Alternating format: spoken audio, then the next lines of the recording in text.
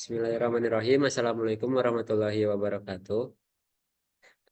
Izin memperkenalkan diri terlebih dahulu. Kami dari kelompok 3 dari kelas 2B. Di sini kami akan mempresentasikan desain pattern yang bagian bridge. Sebelumnya, izin memperkenalkan diri terlebih dahulu. Saya Zahran Anugrah Rizkulo dengan NIM akhir 63. Dan saya Reza Maulana Aziz dengan NIM 22152457. Oke, oke, dan saya Renda Setia dengan NIM akhir 34. Dan saya Asrius Norosadi dengan NIM akhir 35. Di sini ada beberapa poin yang akan dijelaskan, mulai dari definisi, struktur kelas, contoh implementasi berupa source code, penerapan,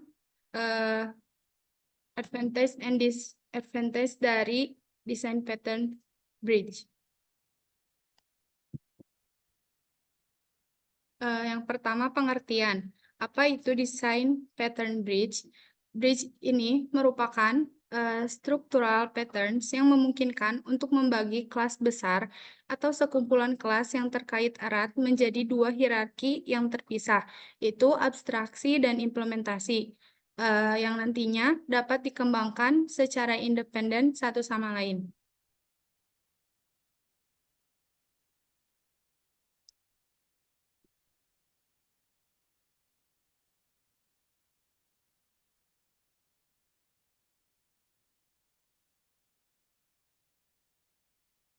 Di sini. Di bawah. Oke. Selanjutnya ada struktur kelas. Tadi udah disebut ya, struktur kelas itu ada abstraction sama implementor. Nah, pasti abstraction dan implementor ini, kalau untuk abstraction ialah interface abstrak yang nantinya menggunakan objek implementor. Sedangkan implementor ini tuh nantinya akan mendefinisikan kelas-kelas untuk implementasi. Nah, terus selain itu juga ada refine abstraction dan concrete implementor. Refine abstraction ini itu perluasan dari abstraction, bisa nanti jadi berupa kelas-kelas yang nantinya sebagai child dari abstraction. Juga nanti ada concrete implementor sebagai implementasi konkret dari implementor. Nah, biar lebih paham dan mudah dipahami gitu, ada contoh kasus yang cocok buat permasalahan bridge. Jadi kalau kita punya shape yang dimana ada shape triangle dan rectangle. Nah, kita ingin mewarnain si setiap bentuk ini warna hijau dan merah. Jadi nanti kita bikin green triangle dan red triangle. Nah, permasalahannya adalah kalau misalnya nanti kita nambahin warna yang banyak atau bentuk yang banyak, nantinya justru akan menambah kelas yang berlebih. Dan juga untuk menghadapi modifikasi akan sulit karena nanti kalau misalnya kita ingin merubah warna hijaunya saja, yang dimana ternyata warna hijau itu kan dipakai di banyak shape, berarti nanti kita harus merubah satu-satu. Makanya di sini desain pattern bridge merupakan solusi untuk permasalahan tersebut.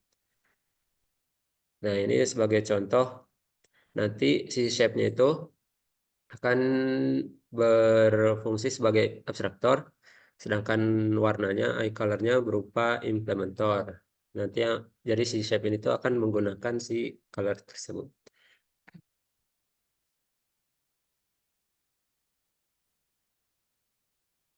Nah, ini contoh codingannya ya. Jadi ada kelas interface color yaitu sebagai implementor ya.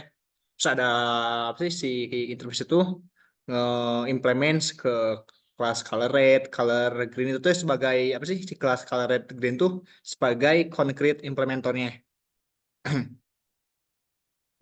Nah, kemudian ada si kelas abstrak ini si shape-nya ya, si sebagai abstraction-nya gitu. Nah, bisa dilihat di bagian yang merah itu artinya kode itu tuh menghubungi gitu, menjembatani antara abstraction dengan implementornya gitu. Nah, selanjutnya tuh si ini kelas triangle extend ke kelas shape itu tuh si kelas triangle itu sebagai refine abstraktornya gitu. Nah, ini contoh si mainnya ya, buat si demonya.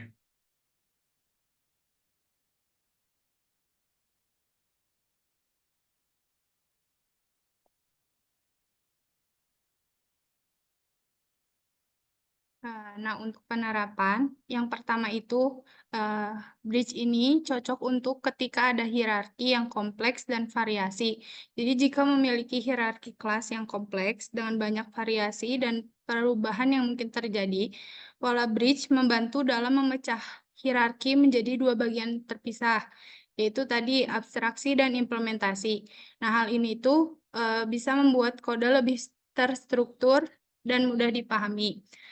Mungkin ada contohnya yaitu misalnya kita sering menggunakan filter ya. Nah, jadi bridge ini tuh akan memisahkan antara jenis filter dan implementasi dari masing-masing filternya. Misalkan kan kita punya gambar yang harus diterapkan sebuah filter.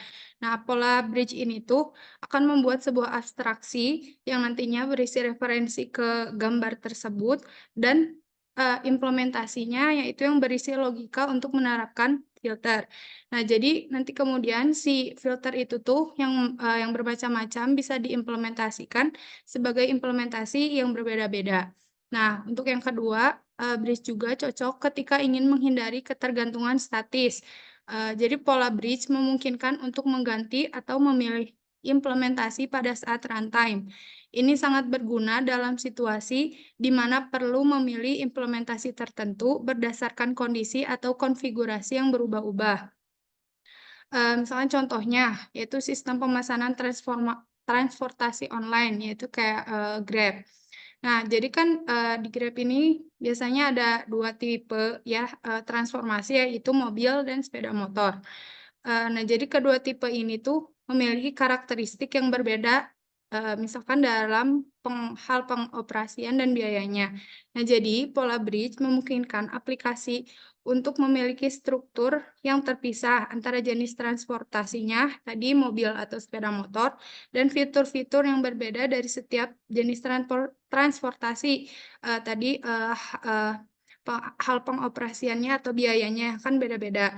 Nah, jadi ketika pengguna memesan transportasi, jadi aplikasi akan memilih implementasi yang sesuai berdasarkan karakteristik tadi.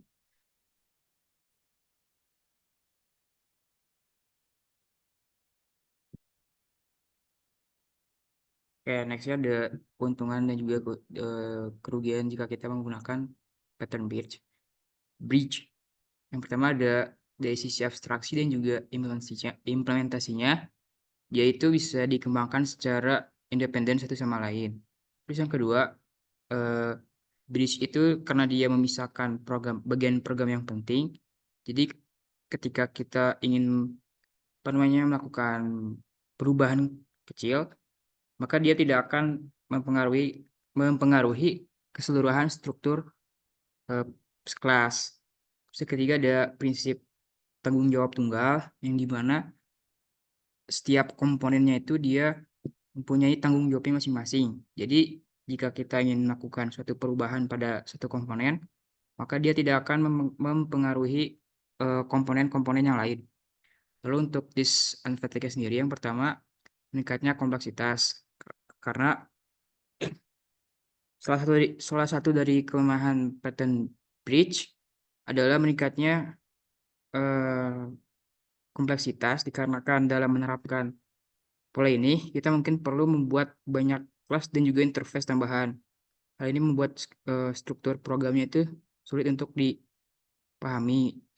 Yang kedua ada meningkatnya jumlah kelas dan juga objek can make code harder to understand and manage. Artinya hal ini dapat membuat kode menjadi lebih sulit untuk dipahami dan juga dikelola. Karena semakin banyak entitas yang harus dikembangkan. Sehingga membuatnya sulit untuk memahami hubungan antar kelas dan juga bagaimana mereka saling berinteraksi.